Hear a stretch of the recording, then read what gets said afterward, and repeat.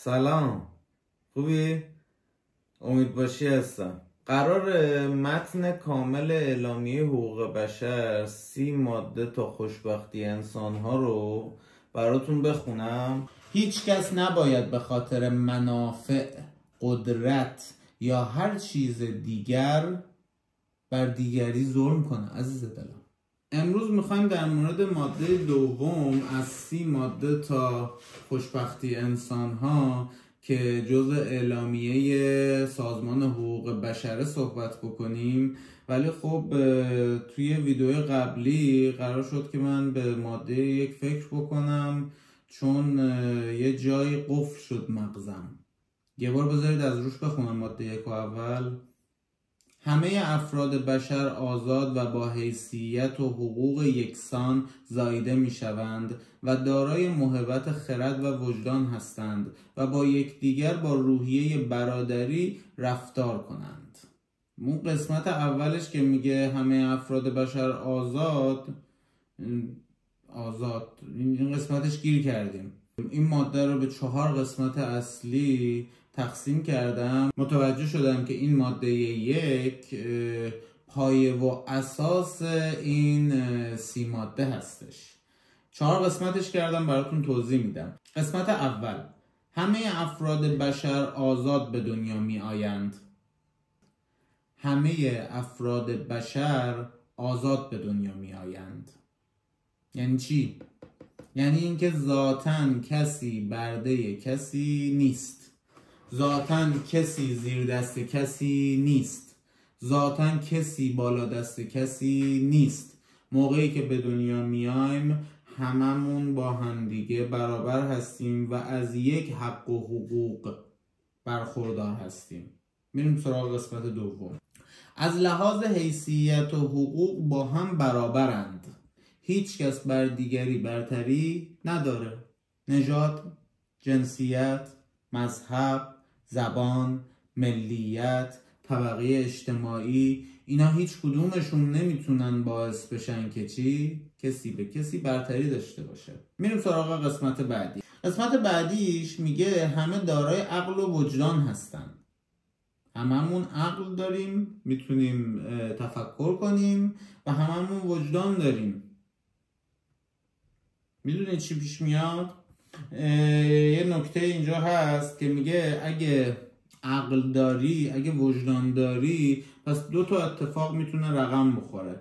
یکی این که مسئولیت پذیر باشیم، مسئول اعمال خودمون باشیم. همه دارای عقل و وجدان هستند. همه توانایی اندیشیدن داریم. هممون میتونیم پیرامون خودمون رو ادراک کنیم و میتونیم درست رو از نادرست تشخیص بدیم. خب یه نکته‌ای داریم، اگه عقل داریم و وجدان داریم، 2 تا مسئله رو همینجا باید در موردش صحبت بکنیم. یکی این که باید مسئولیت پذیر باشیم، یعنی مسئول کارهایی باشیم که داریم انجام میدیم یا مسئول اعمالی باشیم که در گذشته انجام دادیم. مورد بعدیش، اگه وجدان داریم باید در برابر بی‌عدالتی یه کاری بکنیم، یه حرکتی بزنیم، سکوت نکنیم. در برابر بی‌عدالتی بی‌تفاوت نباشیم. 2 نکته بودا. اگه عقل و وجدان داری، اگه نداری که هیچی، من کاری ندارم، اما اگه داری مسئول کارهای خودت باش و در مقابل بی‌عدالتی که میبینی بی‌تفاوت نباش. مورد آخر توی ماده 1 میگه با یکدیگر با روح برادری رفتار کنند. روح برادری یعنی چی؟ روح برادری یعنی اینکه من طرف مقابلم رو هم نوع خودم ببینم. دشمن من نیست، رقیب من نیست. این چیزایی بود که از ماده 1 من بهش رسیدم که بر 3 اصل حیاتی تاکید داشت. اولیش آزادی ذاتی بود دومیش برابری در کرامت و حقوق بود. سومیش هم لزوم رفتار انسانی انسانها با یکدیگه. تمام. بریم سراغ ماده دوم. ماده دوم اول بذار یه دور از روش بخونم. ماده 2: هر کس میتواند از کلیه آزادی ها که در اعلامیه حاضر به آن تصریح شده بی هیچ گونه برتری، من جمله برتری از نظر نژاد و رنگ و جنس و زبان و دین یا هر عقیده دیگر و از نظر زاد و بوم یا موقعیت اجتماعی و از نظر توانگری یا نسب یا هر وضع دیگر بهره‌مند گردد. نیز هیچ امتیازی بر اساس نظام سیاسی یا قانونی یا بین المللی مربوط به کشور یا سرزمینی که شخص از تبعه آن محسوب است وجود نخواهد داشت، خواه سرزمین مزبور مستقل باشد یا زیر سرپرستی، خواه فاقد خودمختاری باشد یا سرزمینی که حاکمیت آن به شرطی از شروط محدود شده باشد. به یه سری نکات رسیدم که همینجا با شما در میون میذارمش. به 3 قسمت اصلی تقسیمش کردم که قسمت اولش میگه هر انسانی سزاوار آزادی هاییه که در آن اعلامیه آمده.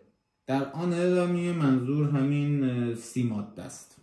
هر انسان، توجه کن، هر انسان، یعنی به صرف اینکه تو انسان هستی تمام، دیگه اصلا مهم نیست کجا به دنیا اومدی، نژادت چیه، زبانت چیه، ملیتت چیه، عقیدت چیه، فکرت چیه.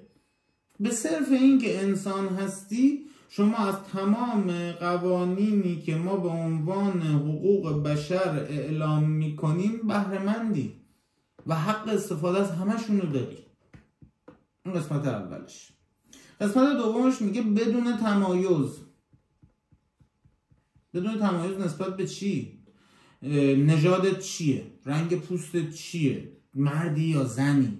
نمیدونم به چه زبانی حرف میزنی؟ دیگه باید بگم دینت چیه؟ اصلا دین داری یا نه؟ دیگه خط فکری چیه؟ اعتقادات سیاسی، هر چی در این باره که هست، حتی ملیتت چیه؟ طبقه اجتماعی چیه؟ دارایی یا فقیری؟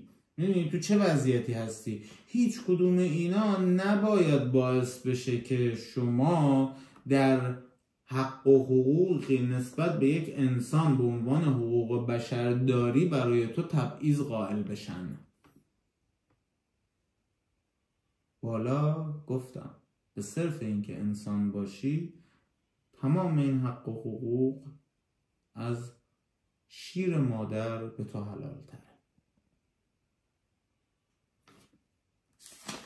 قسمت آخرش اونجایی که میگه خواه سرزمین مزبور، بذار بخونم، خواه سرزمین مزبور مستقل باشد یا زیر سرپرستی، خواه فاقد خودمختاری باشد یا سرزمینی که حاکمیت آن به شرطی از شروط محدود شده باشد. یعنی از کشوری که هستی اون کشور مستقل هست یا نیست، تحت اشغال هست یا نیست، از نظر سیاسی اجتماعی به صورت نرم یا خاص بازم هیچ فرقی نمیکنه. به صرف اینکه انسان هستی از تمامی حق و حقوق خودت به عنوان انسان باید بهره‌مند باشی. تمام. ماده 2 تمام. خب مرسی که تا اینجا بودید. خوشحال میشم که ما رو سابسکرایب کنید، این ویدیو رو لایک کنید، نظرتون رو کامنت کنید و تا ویدیوی بعدی